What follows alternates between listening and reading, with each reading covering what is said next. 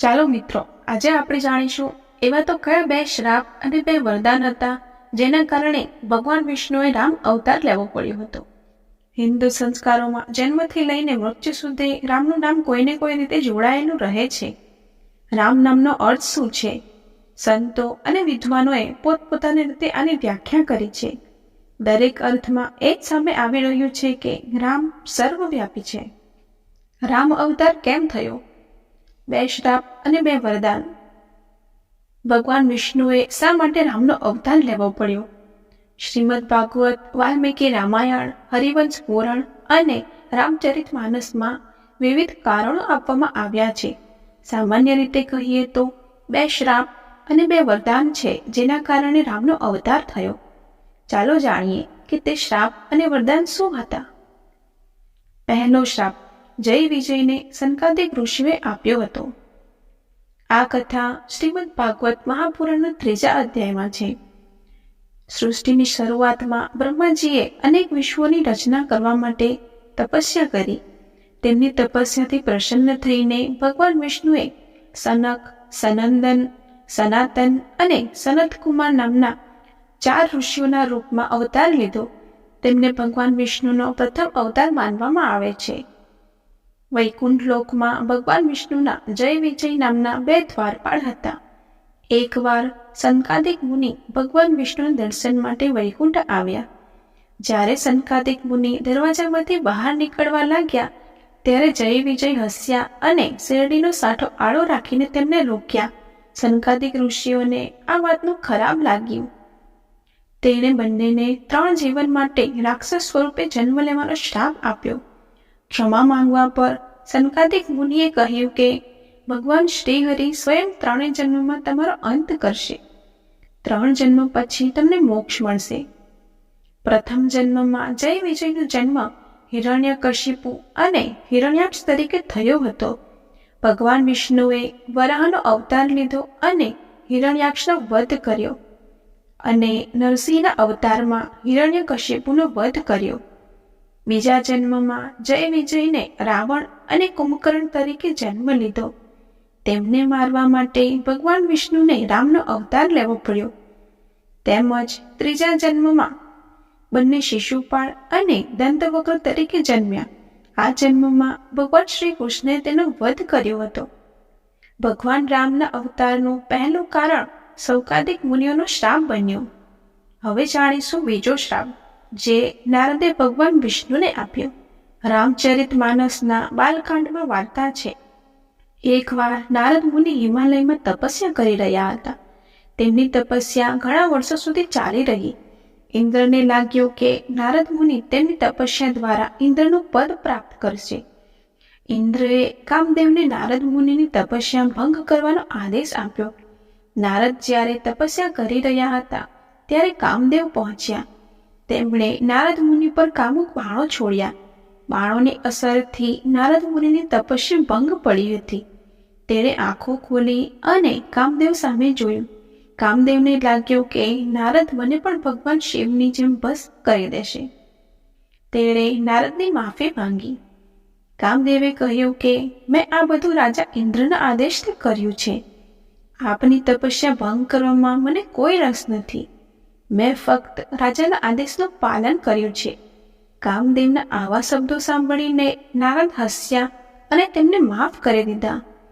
જ્યારે તેને ક્ષમા મળી ત્યારે કામદેવે કહ્યું, મેં ભગવાન શિવની તપસ્યાનો ભંગ કર્યો હતો, તેથી તેણે મને બાળીને રાખ કરી દીધો હતો. તેણે વાસના પર વિજય મેળવ્યો પણ ક્રોધ હારી ગયા. તમે તો ક્રોધ પર પણ વિજય મેળવ્યો અને મને માફ કરી દીધો. તમે શિવ કરતાં પણ મોટા સંન્યાસી બની ગયા. આ સાંભળીને નારદ અહંકારી થઈ ગયા. તે આ વાત કહેવા ભગવાન શિવ પાસે ગયા. ભગવાન શિવે તેમની વાત સાંભળી અને કહ્યું કે તમે મને આ વાત કહી છે, પરંતુ ભગવાન વિષ્ણુને ભૂલથી પણ ના કહેશો. નારદ તેમની વાતને અવગણીને સીધો વૈકુંઠ લોક આવી ગયા. તેણે ભગવાન વિષ્ણુને પણ આ જ વાત કહી. ભગવાન વિષ્ણુ સમજી ગયા કે નારદ અહંકારી થઈ ગયા છે. તેમનો અહંકારનો નાશ કરવો પડશે. ભગવાન વિષ્ણુએ પોતાની માયાથી એક નગરીની સ્થાપના કરી. જેના રાજા શૈલનિધિ હતા અને તેમની પુત્રી વિશ્વમોહિની હતી, જેનો સ્વયંવર થવાનો હતો. જ્યારે નારદ એ શહેરમાં પહોંચ્યા ત્યારે વિશ્વમોહિનીને જોઈને તેઓ વિચારવા લાગ્યા કે હવે મારે પણ લગ્ન કરી લેવા જોઈએ.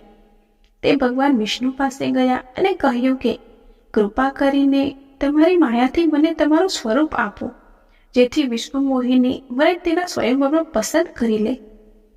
ભગવાન વિષ્ણુએ નારદનું મુખ વાનર જેવું બનાવી દીધું. વિષ્ણુ પોતે સ્વયંવરમાં પહોંચ્યા અને વિશ્વમોહિનીએ વિષ્ણુને પોતાના વર તરીકે પસંદ કર્યા.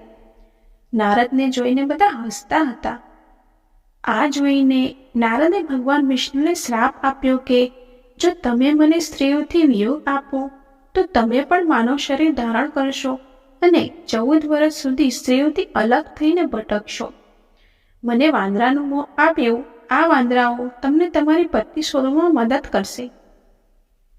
નારદનો આ શ્રાપ ભગવાન વિષ્ણુએ ગ્રહણ કર્યો અને આ રીતે બીજો શ્રાપ રામના અવતારનું કારણ બન્યો. હવે આપણે જોઈશું 2 વરદાનોની વાત. પહેલું વરદાન વિષ્ણુએ મનુ અને શત્રુપાને આપ્યું. શ્રીમદ ભાગવત પુરાણ કહે છે, સતયુગમાં બ્રહ્માના પંચમાંથી જન્મેલા મનુ અને શત્રુપા બંનેએ સંતાન પ્રાપ્તિ માટે વર્ષો સુધી ભગવાન વિષ્ણુની તપસ્યા કરી. તેમની તપસ્યાથી પ્રસન્ન થઈને ભગવાન વિષ્ણુ પ્રગટ થયા. તેણે મનુ અને શત્રુપાને પૂછ્યું કે તેઓને શું વરદાન જોઈએ છે. બંનેએ કહ્યું કે ભગવાન અમને તમારા જેવું બાળક જોઈએ છે. ભગવાન વિષ્ણુએ કહ્યું, મારા જેવો તો હું પોતે જ છું, તો હું પોતે જ તમારા પુત્ર તરીકે જન્મ લઈશ. ત્રેતાયુગમાં તમે રાજા દશરથ અને શત્રુપા કૌશલ્યના રૂપમાં જન્મ લેશો. હું તમારા પુત્ર રામ તરીકે જન્મ લઈશ. આ રીતે મનુ શત્રુપાને આપેલું વરદાન રામના જન્મનું કારણ બન્યું. બીજું વરદાન જે રાવણને ભગવાન બ્રહ્માએ આપ્યું હતું. વાલ્મીકી રામાયણ અનુસાર રાવણે ભગવાન બ્રહ્મા માટે કઠોર તપસ્યા કરી હતી. બ્રહ્મા પ્રસન્ન થયા અને રાવણને વરદાન માંગવા કહ્યું. રાવણે કહ્યું, મારે અમર બનવાનું વરદાન જોઈએ છે. બ્રહ્માએ જવાબ આપ્યો કે આ દુનિયામાં કોઈ અમર નથી. જે જન્મે છે તેને મરવું જ પડે. હા, તો તારા મૃત્યુના સંજોગો નક્કી કરી શકે છે. રાવણે કહ્યું, ઠીક છે, કૃપા કરીને મને એવું વરદાન આપો કે કોઈ દેવ કે દાનવ મને મારી ન શકે. ન નાગ, કિન્નર, ગંધર્વ, યક્ષ, ગણ કે કોઈ પણ દેવી તેને મારી ન શકે. એક હિંસક પ્રાણી પણ મને મારી શકે તેમ નથી. બ્રહ્માજીએ તેમને આ વરદાન આપ્યું હતું. રાવણે મનુષ્ય અને વાંદરાઓને છોડી દીધા, કારણ કે તેને લાગ્યું કે જ્યારે કોઈ મારી શકતું નથી તો તેઓ તેને કેવી રીતે મારી શકશે. બ્રહ્માએ રાવણને આપેલું આ વરદાન એ પણ હતું કે ભગવાન વિષ્ણુને માનવ સ્વરૂપમાં રામનો અવતાર લેવો પડ્યો, કારણ કે માત્ર એક સામાન્ય માનવી જ રાવણને મારી શકે છે.